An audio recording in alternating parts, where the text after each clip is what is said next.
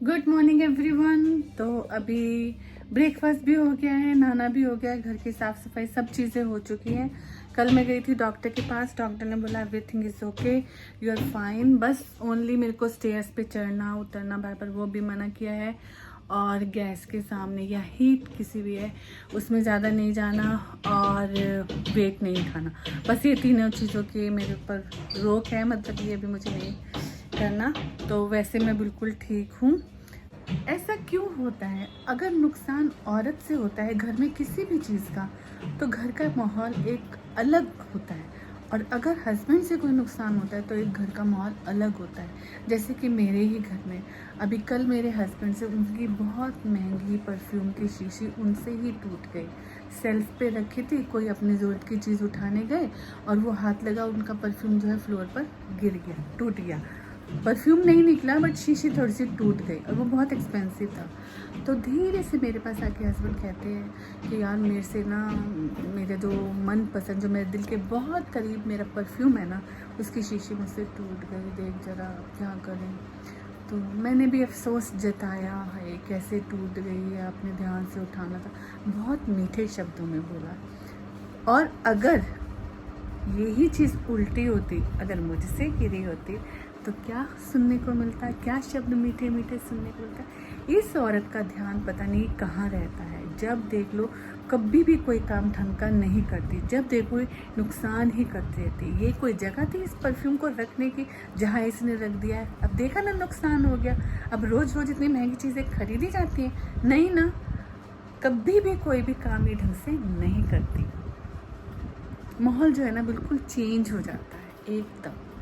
ये नहीं मैं कहती कि उनका दिल नहीं दुखा नुकसान होकर, उन्होंने जो नुकसान किया दुखा, तभी तो उन्होंने अफसोस जताया, उनका भी मन दुखा। ऐसे नहीं, हमसे अगर नुकसान होता है तो हमारा भी मन दुखता है, बट हम भी जानबूझ के कोई नुकसान नहीं करते। कोई ठीक है, एक मैं ये नहीं बोलती कि आदमी के पास काम कम है, आदमी के पास भी बहुत काम है, लेकिन एक औरत के घर में रह के ना 10 चीज़ें दिमाग में घूमती है। मैं ये नहीं बोलती कि औरत ही सारी चीज़ें बहुत अच्छे से करती है, या औरत के ऊपर ही बहुत सारी चीज़ों का बर्डन रहता है, ऐसा नहीं है।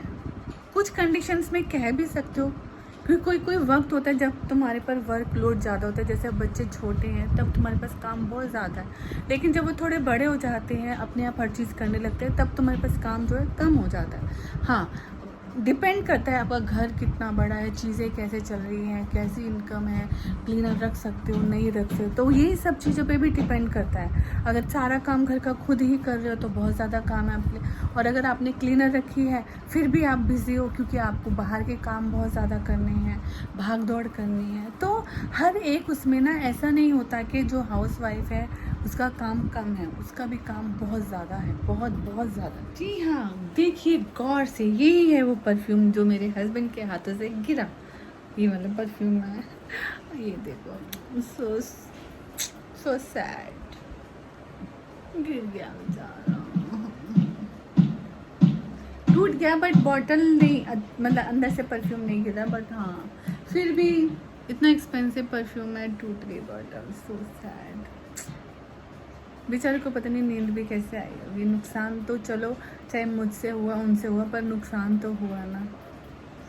कई बार हम इन चीज़ों की, क्योंकि इतने पैसा नेचुरली बहुत मेहनत से कमाया जाता है, और अगर कोई आप अपना शौक़ पूरा करने के लिए कोई एक ऐसी एक्सपेंसिव चीज़ खरीदते हो और वो टूट जाए ना, तो रियली में दुख बहुत होता है। वैसे भी माँ बाप जो होते हैं ना, अपने लिए इतना नहीं सोचते हैं, बच्चों के लिए ये ज़्यादा सोचते हैं कि नहीं मैं अपने बच्चों के लिए ये करूँ, बच्चों को अच्छी से अच्छी चीज़ें दिलाओ। अगर वो बाय द वे, अब ये भी मेरे हस्बैंड खरीदने रहे थे तो मैंने ही उनको बोला कि नहीं नहीं आप खरीदो, आपको अच्छा लगता है ये, तो बट जब शीशी टूट गई, हालांकि कोई बहुत बड़ी चीज़ नहीं है कि जिसके लिए तुम बहुत ज़्यादा टेंस रहो, ये रहो, ऐसा कुछ नहीं है, लेकिन फिर भी एक होता है ना कि घर में मतलब एक मॉर्निंग में उठो, कुछ ऐसी चीज़ हो जाए और तुम डिस्टर्ब हो जाओ, तो फिर उसके बाद ही लगे कि हाँ, बट उन्होंने इतना अफसोस नहीं करा, ठीक है हो गया तो हो गया, जानबूझ के तो नहीं करा ना, किसी से भी हो सकता है। मेरे बहुत सारे फ्रेंड्स मुझे पूछ रहे थे कि मैं कैसी हूँ, और मैं अब बहुत सही हूँ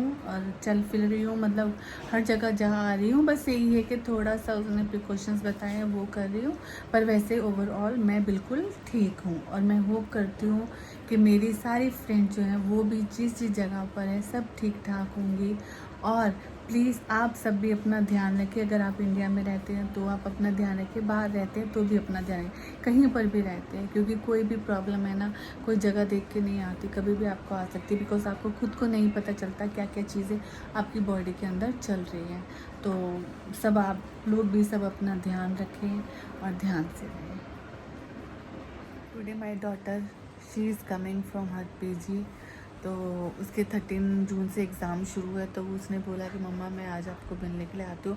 उसके बाद मेरे एग्ज़ाम शुरू हो जाएंगे तो मेरे पास टाइम नहीं होगा, तो इवनिंग में वो मुझे मिलने के लिए आएगी। फिर उसके बाद हम प्लानिंग करेंगे कि आज हम क्या खाना खाएंगे, या ऑर्डर करेंगे या घर पे बनाएंगे।